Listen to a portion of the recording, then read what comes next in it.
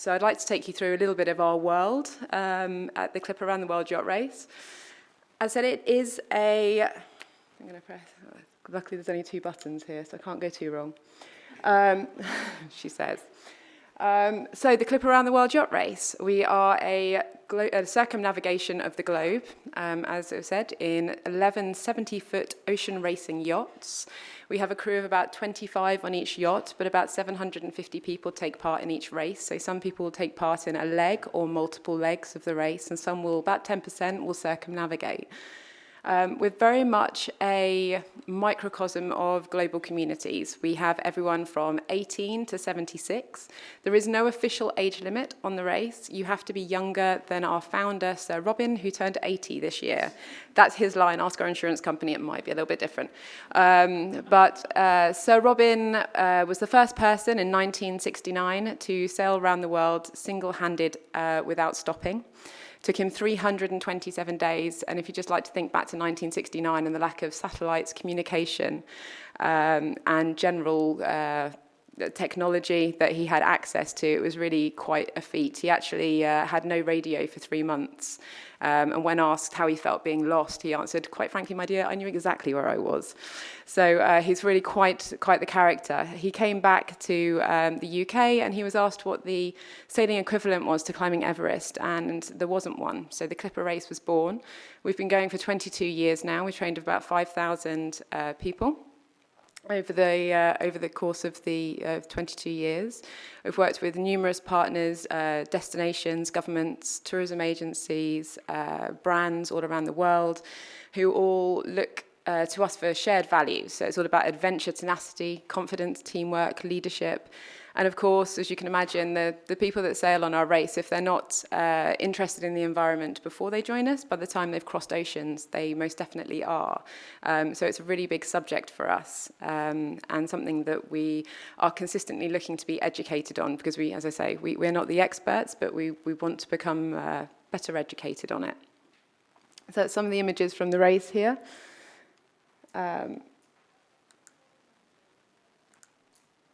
So this is where we race. So we start actually this year in London on the 1st of September. Should you have nothing to do on the Sunday afternoon, I highly recommend it. It's a great day out.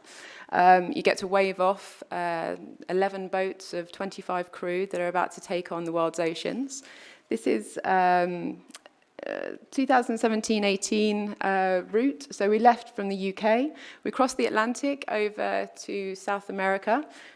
We then go to South Africa, to Australia. We go round up to Asia, where we stop in Sanya, Zhuhai, and Qingdao. And then we cross the North Pacific, which is quite an unsailed area, into Seattle. I'm going to show you a little bit of a film just so you can get a gist to what our crew put up with when they're sailing with us. It's a fantastic race, and it's quite transformational for a lot of the people that sail with us. But what I won't say is it's a fantastic experience 100% of the time. You will make friends. You will also make enemies and people you never want to speak to again, let alone share a 70-foot boat with.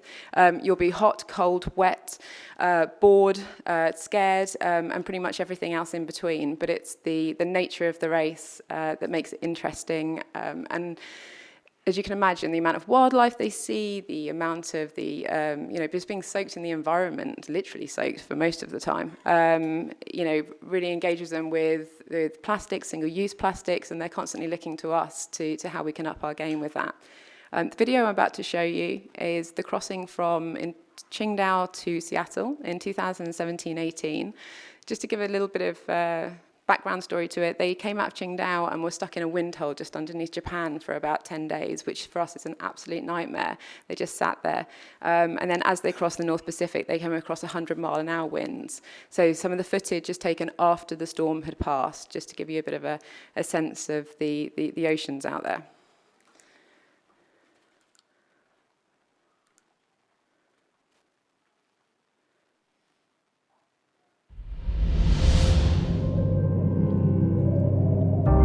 Standing outside, waiting for you. You were always taking time, baby, playing it through. I was calling out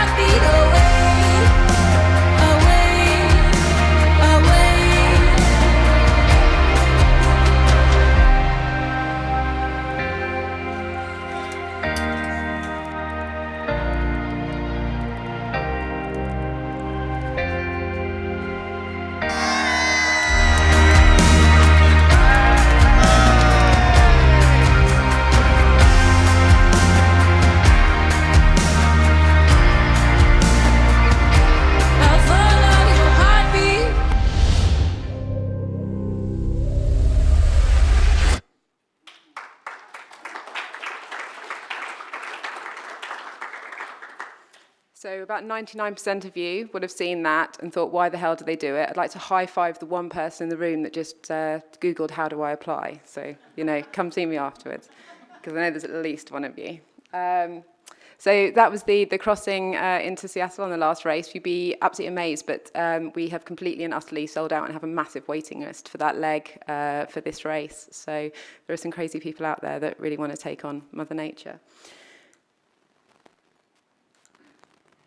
So sustainability for us. So plastic is just massively important, and we have to be very careful not to villainize it as a company. Our boats are made out of plastic, our ropes, our sails, our base layers, our foul weather kit, the dry suits, and then most importantly, our tea bags and our baby wipes. There are no showers particularly on board. If they are, I can guarantee your skipper will limit your use of it to probably once a week. So things like baby wipes, tea bags, I'd like you to tell one of those guys that they can't have a cup of tea as they come off shift.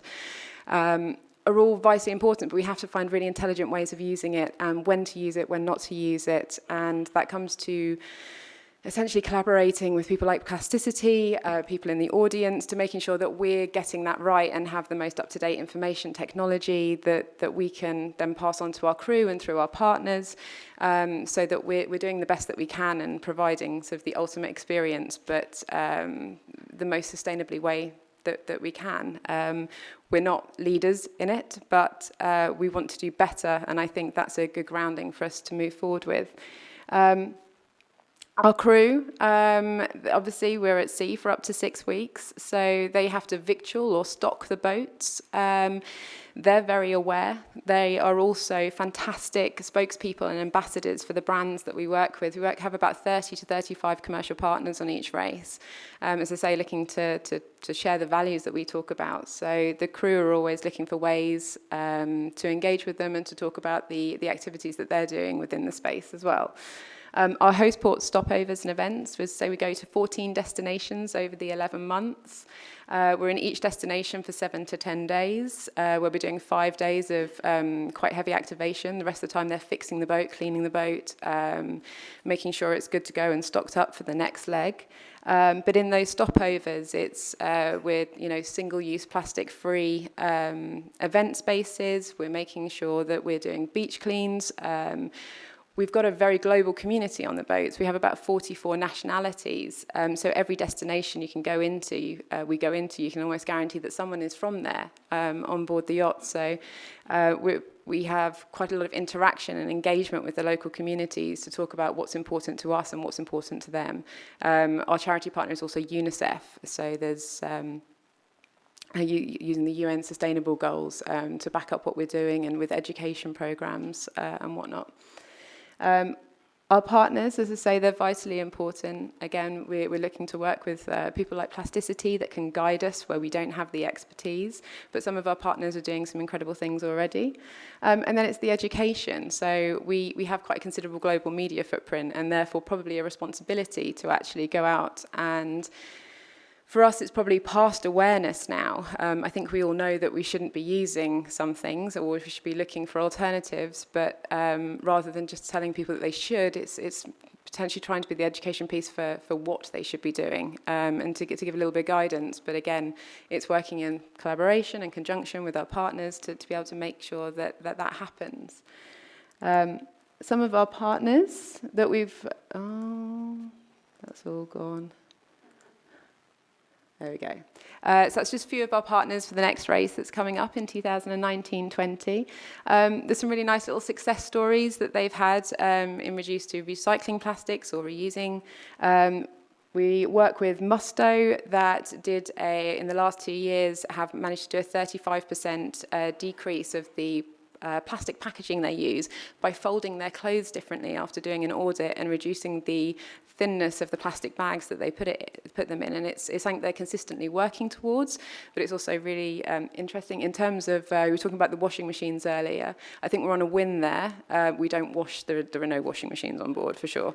So we definitely get out of the jail card on that one. when we work, for example, Dell works on the hashtag Next Wave project with a consortium of other companies, and they're looking at recovering ocean waste, ocean plastic waste, and using it to build the cases of the laptops that they use, and we use their rugged technology, which on a sustainable that we used to go through probably 3 to 4 laptops per leg on some of the boats because of the salt ingest and the heat, the wet. We now use Dell Rugged, where it lasts us for the whole race and more. So just little things like that, as well as Marlowe, quite, not a huge company. They make the ropes on the boat. I apologise to any sailors. Just there is no ropes on a boat if you're not a sailor. But they're our cordage company, and they have looked to make recycled dock line, 100% recycled plastic dock line, which we're now testing for them on the race, and providing that opportunity. There are very few boats that sail as much as ours do and go where they go, so we can provide a really fantastic test ground for those. So yeah, it's about working with a family of partners, about looking what we can do and enabling them a little bit while they're helping us, and coming to places like this where we can sit and get information and hopefully create more connections and partnerships to continue the race for another 22 years and be incredibly sustainable. Just so you know, our boats, although they're made of plastic, they all go around the world a minimum of 5 times, and then the old fleet become our training fleet. And I think there's nearly all of the boats that we've ever sailed, built and sailed, are still in use today by various people, including education programs in various parts of the world, taking young people out in the water. So it's doable. It's just, as you will know, and as we've been discussing today, complex, tricky, and time-consuming, but always worth it in the end. So if anyone would like to jump on board one of the legs or like to come and see the boats, come grab me for a drink afterwards and I'll have you signing before you know it. Thank you ever so much, everyone.